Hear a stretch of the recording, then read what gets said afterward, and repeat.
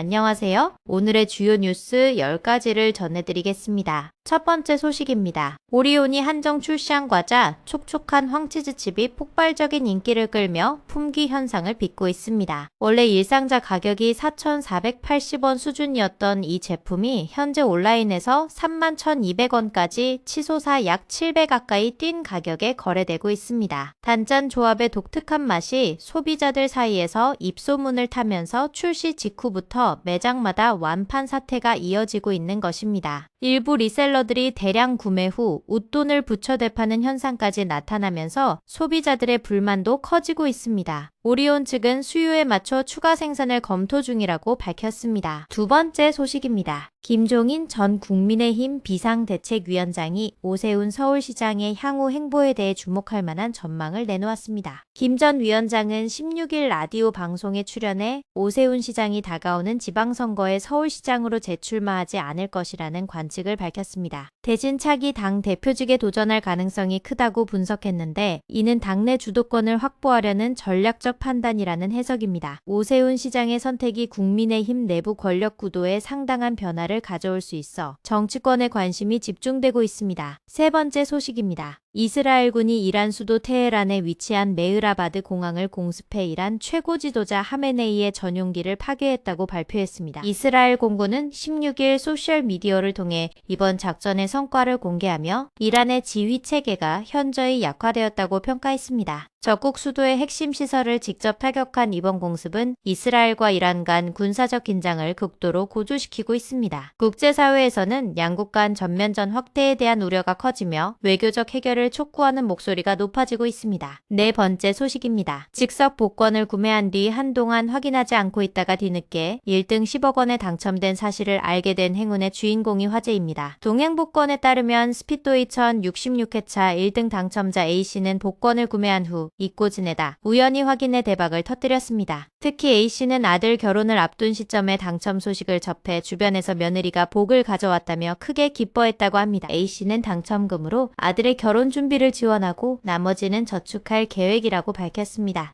다섯 번째 소식입니다. 영국 윌리엄 왕세자가 어머니의 날을 맞아 고 다이애나 왕세자빈의 미공개 사진을 공개하며 깊은 그리움을 표현했습니다. 윌리엄 왕세자는 15일 켄싱턴궁 공식 인스타그램에 이전에 공개되지 않았던 다이애나빈의 사진을 게시했습니다. 그는 함께 올린 글에서 매일 어머니를 기억하고 있다는 진심 어린 메시지를 전했습니다. 1997년 교통사고로 세상을 떠난 다이애나빈은 여전히 전 세계적으로 많은 사랑을 받고 있으며 이번 사진 공개에 수많은 추모 메시지가 쏟아졌습니다. 여섯 번째 소식입니다. 이스라엘이 이번 전쟁을 최소 3주 이상 더 지속하겠다는 계획을 밝힌 가운데 미사일 재고 부족 문제가 심각한 우려로 떠오르고 있습니다. 이란의 반격에 대비해야 할 방어용 미사일 재고가 빠르게 줄어들면서 군사 전문가들 사이에서 경고음이 나오고 있습니다. 트럼프 대통령의 측근조차 이대로 가면 재앙이 될 수 있다며 전쟁을 끝내야 한다고 목소리를 높이고 있는 상황입니다. 미국 내에서도 이스라엘에 대한 무기 지원의 지속 가능성을 둘러싼 논쟁이 격화되고 있습니다. 일곱 번째 소식입니다. 이스라엘과 이란 간의 군사적 충돌이 장기화 조짐을 보이면서 중동 전체의 안보 불안이 극도로 고조되고 있습니다. 이스라엘은 전쟁 지속 의지를 분명히 하고 있지만 장기전에 따른 군수 물자 소모가 예상보다 빠르게 진행되고 있습니다. 특히 정밀 유도 무기와 방공 미사일의 재고 문제가 작전 수행에 직접적인 제약 요인이 되고 있다는 분석이 나옵니다. 국제사회는 양측에 즉각적인 휴전을 촉구하고 있으나 외교적 돌파구는 아직 마련되지 않고 있습니다. 여덟 번째 소식입니다. 호르무즈 해협에 군함을 파견하라는 미국의 압박이 하루 만에 더욱 강해지고 있습니다. 트럼프 대통령은 전날 한국과 중국, 일본 등 5개국을 지목했다가 하루 만에 7개국으로 대상을 확대했습니다. 특히 중국에 대해서는 군함 파견을 직접적으로 요구하며 강도 높은 압박을 가하고 있는 것으로 알려졌습니다. 세계 원유 수송의 핵심 통로인 호르무즈 해협의 안전 확보를 명분으로 동맹국들의 분담을 요구하는 미국의 행보에 관련국들의 고심이 깊어지고 있습니다. 아홉 번째 소식입니다. 오늘 아침 대전 지역 고속도로 터널 부근에서 차량 12대가 연쇄 추돌하는 사고가 발생해 15명이 부상을 입었습니다. 사고 원인은 터널 밖에 자욱하게 깔린 짙은 안개로 파악되고 있습니다. 터널을 빠져나온 차량들이 갑자기 시야가 차단되면서 급히 속도를 줄였고 뒤따르던 차량들이 연이어 추돌하는 참사로 이어졌습니다. 출근 시간대에 발생 발생한 사고로 해당 구간이 한동안 극심한 정체를 빚었으며 기상 악화 시 터널 출입구 구간의 안전 대책 강화 필요성이 다시 한번 제기되고 있습니다. 10번째 소식입니다. 경기 남양주에서 스토킹 피해를 여러 차례 신고했던 여성이 전자발찌를 착용한 가해 남성에게 살해되는 비극이 발생해 경찰이 내부 감찰에 착수했습니다. 피해 여성은 반복적인 스토킹 피해를 경찰에 신고하며 보호를 요청했으나 강력 범죄를 예방할 수 있는 보호 조치가 제대로 이행되지 않은 것으로 드러났습니다. 이번 사건은 2022년 신당역 스토킹 살인 사건 이후 관련 법이 강화되었음에도 여전히 피해자 보호에 허점이 있음을 보여주는 것이어서 큰 공분을 사고 있습니다. 경찰은 담당 경찰관들의 대응 과정에서 문제가 없었는지 전면 감찰 조사를 진행 중이라고 밝혔습니다. 오늘은 한정판 과자 품귀 현상부터 이스라엘의 이란 공습, 호르무즈 해협을 둘러싼 국제 갈등, 그리고 스토킹 범죄의 아픈 현실까지 다양한 소식을 전해드렸습니다. 오늘의 뉴스를 마치겠습니다. 시청해주셔서 감사합니다.